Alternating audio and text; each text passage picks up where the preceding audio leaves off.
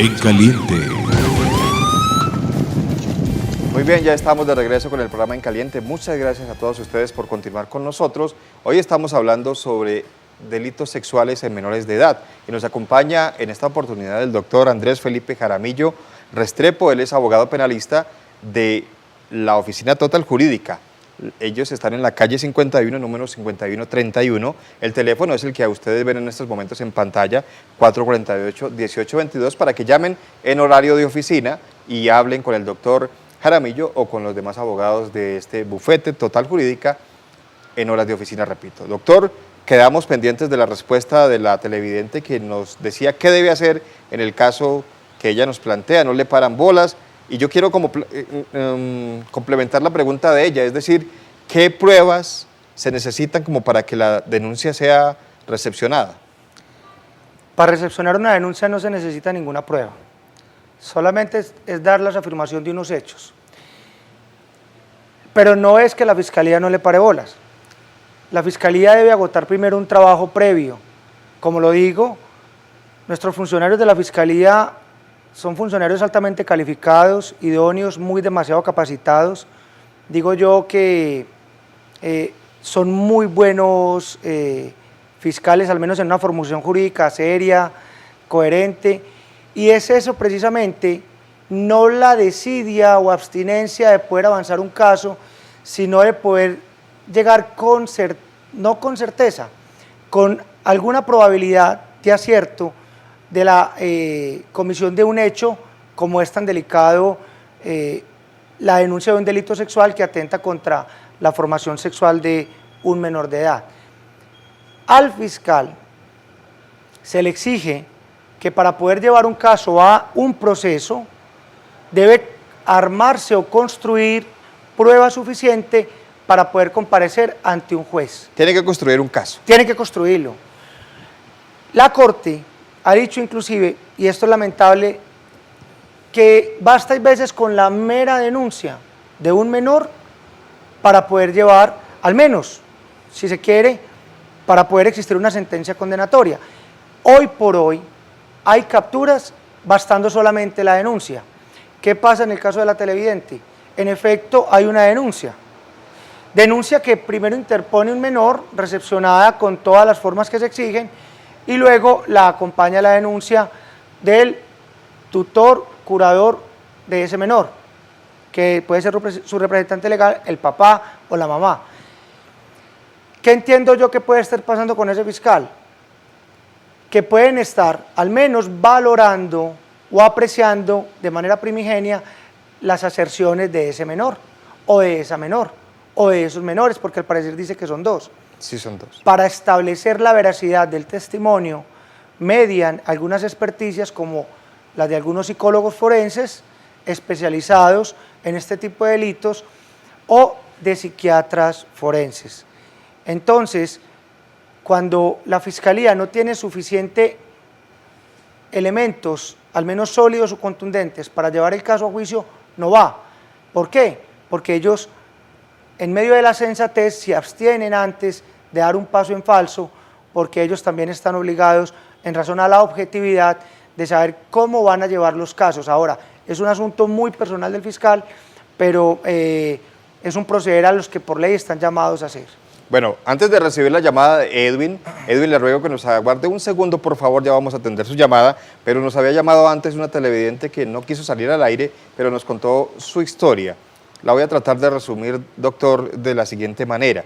Dice ella que tiene una niña de 2 años, de edad, y esta niña le ha manifestado a la señora, a su madre, que el papá de ella la está tocando en sus partes íntimas y además le da besitos en la boca y le dice que eso es normal entre los padres. Al confrontar al padre, pues él niega los hechos, pero la señora insiste en que pues una niña tan pequeña de 2 años, ¿cómo se va a inventar esta historia? Y le cree a la niña. El paso a seguir, ¿cuál es? Con mucha reserva y sigilo se deben recibir este testimonio de una menor. Existen posiciones diametralmente opuestas, quienes están atendiendo el testimonio de la menor, pero es por su inmadurez psicológica que de alguna manera hay que recibir con algún beneficio esa aserción. Son palabras de la menor. Ahora, ¿qué es lo que se sanciona? El acto malintencionado libidinoso. ¿Por qué? Porque indudablemente siempre existirá del padre a su menor hijo un contacto, siempre lo habrá, ¿sí?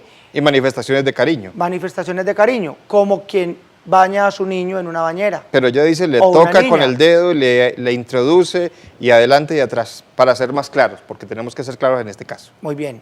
Ya eso es otro asunto muy distinto y es digno de entrar a apreciarse a través de todas las formas que ofrece la ley para entrar a verificar. No solamente los dichos de una menor de 2 años, porque a esa edad apenas se está hablando, pero los niños ya desarrollan su lenguaje rápido. Si se dan a entender y se expresan de esa manera, entonces ya vienen las otras evaluaciones, que inexorablemente para este caso, si existen esas afirmaciones, deberá ser atendida por un ginecobstetra, porque ya se está hablando de una penetración, entonces deja de ser un acto y ya estamos frente a un acceso carnal.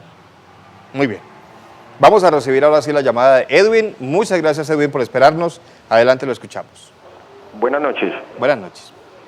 Doctor, para hacerle una consulta, ¿qué rol cumple el investigador dentro del tipo de proceso penal de abuso sexual?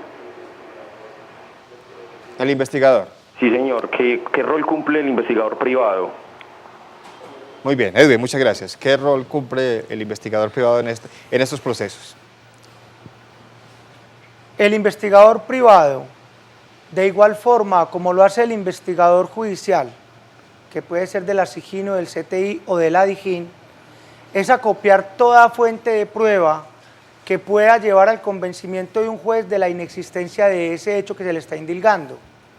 Esas atribuciones están prescritas en el numeral 9 del artículo 125 del Código de Procedimiento Penal o en el artículo 267, porque si bien la Fiscalía tiene que, o al menos la Policía Judicial, que es el investigador que se encarga de verificar la existencia de ese hecho y todas las circunstancias que lo rodean, espaciales, temporales y modales, de esa misma forma el investigador privado debe buscar también fuente de prueba que pueda de alguna manera contraponerse a la que la Fiscalía lleva para demostrar la responsabilidad penal de una persona que está siendo denunciada por un delito. ¿Son válidas esas pruebas? Totalmente.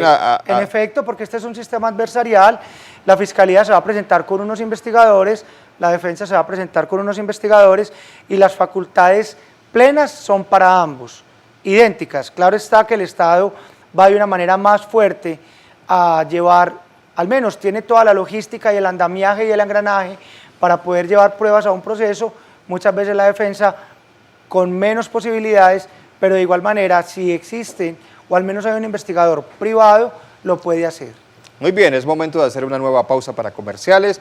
Recuerden que ustedes pueden marcar el teléfono que tenemos al aire para que sigan participando sobre este tema, pero antes les recuerdo que el doctor Andrés Felipe Jaramillo Restrepo pertenece al bufete de Total Jurídica, que está en la calle 51, número 5131. El teléfono que ustedes ven ahora en pantalla es el 448-1822. Pueden llamarlo a él o a los demás abogados de Total Jurídica mañana en horas de oficina. Después de la pausa regresamos.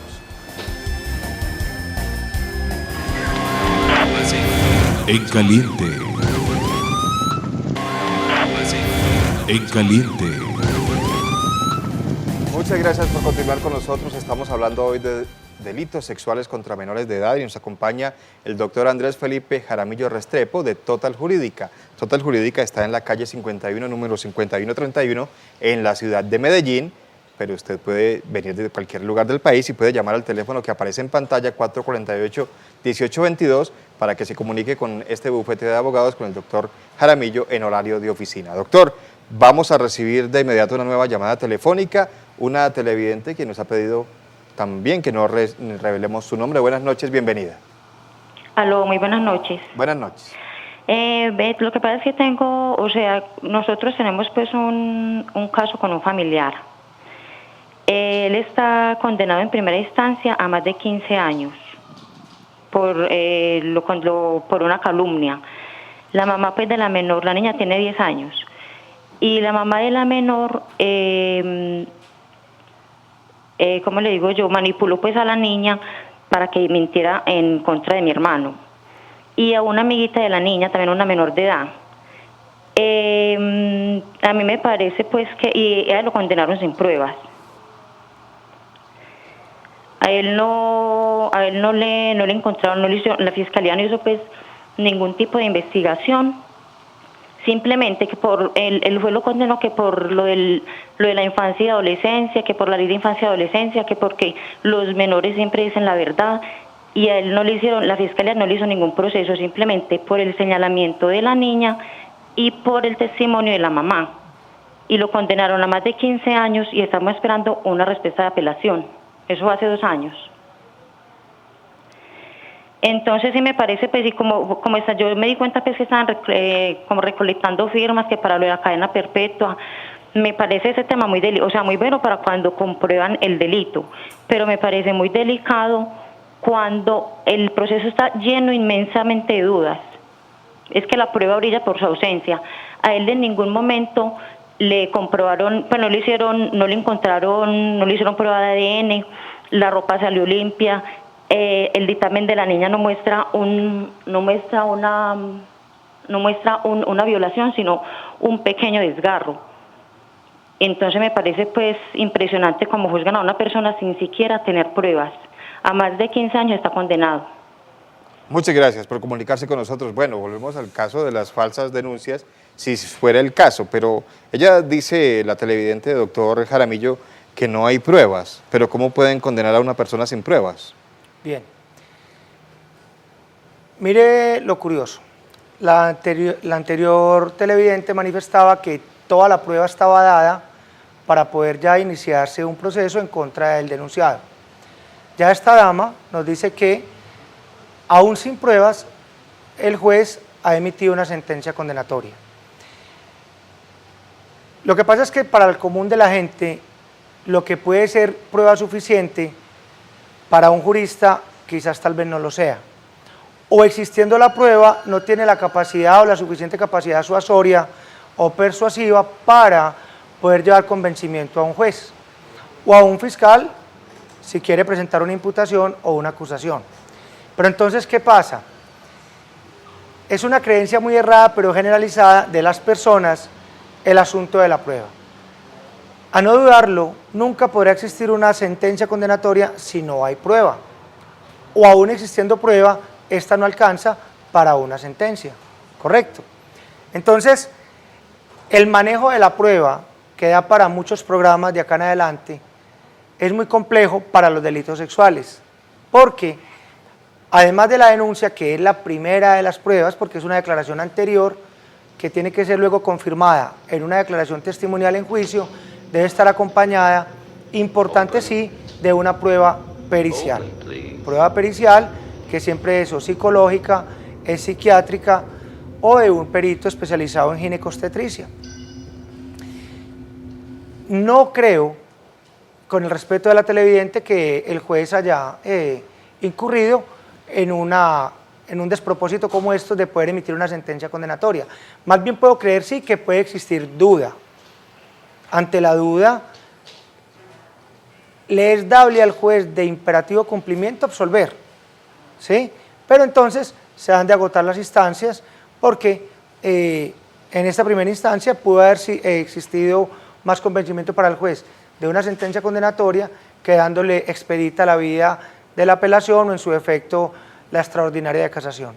Muy bien, hacemos una nueva pausa para comerciales para seguir hablando sobre este tema aquí en Caliente. Recuerden, 265-7757, la línea al aire. Y el teléfono que ustedes ven en pantalla es el teléfono del doctor Andrés Felipe Jaramillo Restrepo, de Total Jurídica, 448-1822, para que llamen en horario de oficina. Ellos están ubicados en la calle 51-31 en la ciudad de Medellín. Después de la pausa, regresamos.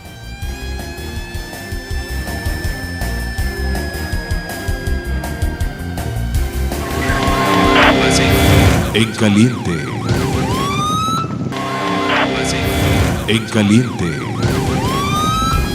Ya estamos de regreso con el programa En Caliente. Muchas gracias por continuar con nosotros. Nos acompaña esta noche el doctor Andrés Felipe Jaramillo Restrepo, de Total Jurídica, ubicados en la calle 51-31 de la ciudad de Medellín.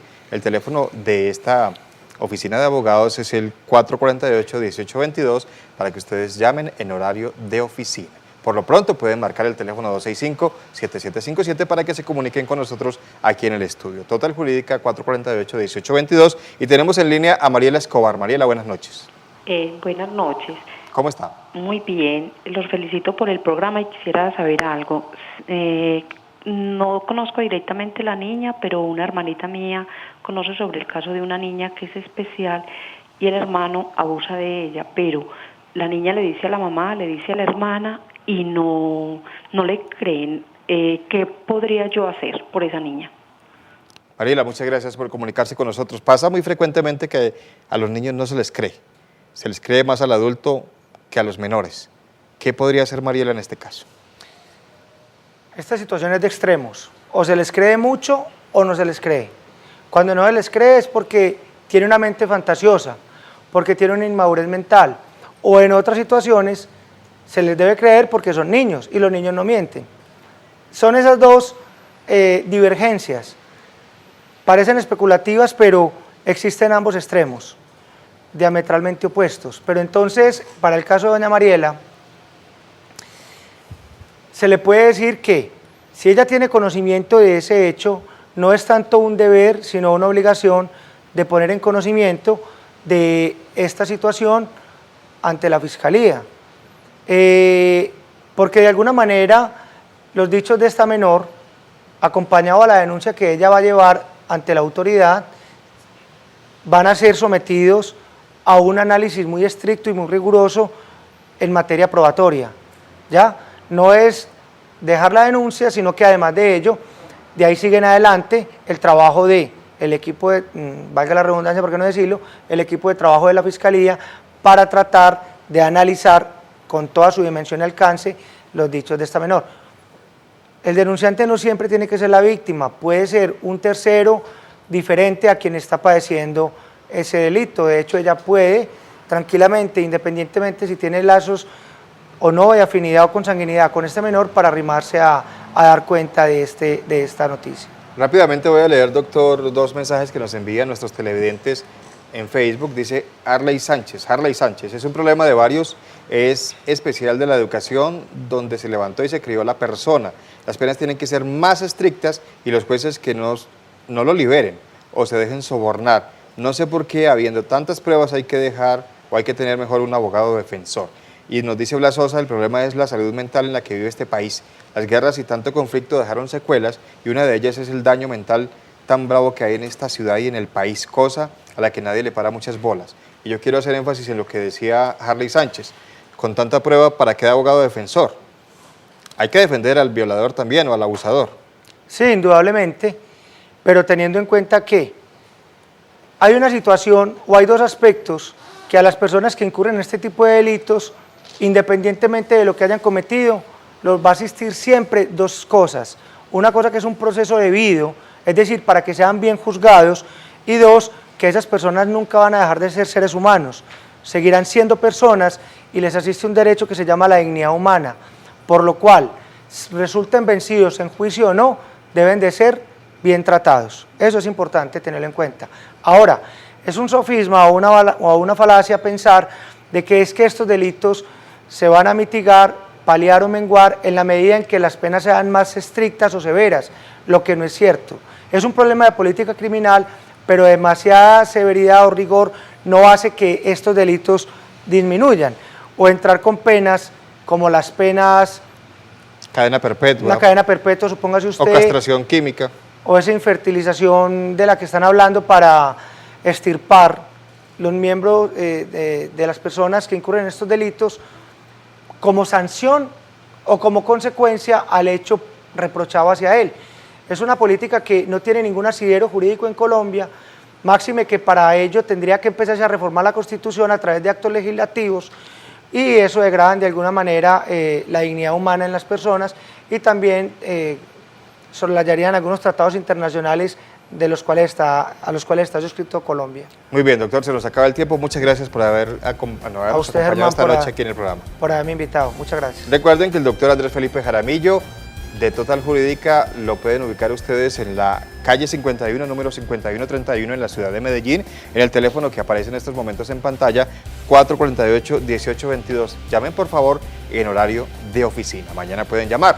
A todos ustedes, muchísimas gracias por habernos acompañado esta noche. Recuerden, En Caliente, 7 a 8 de la noche por el canal Cosmovisión. Que descansen.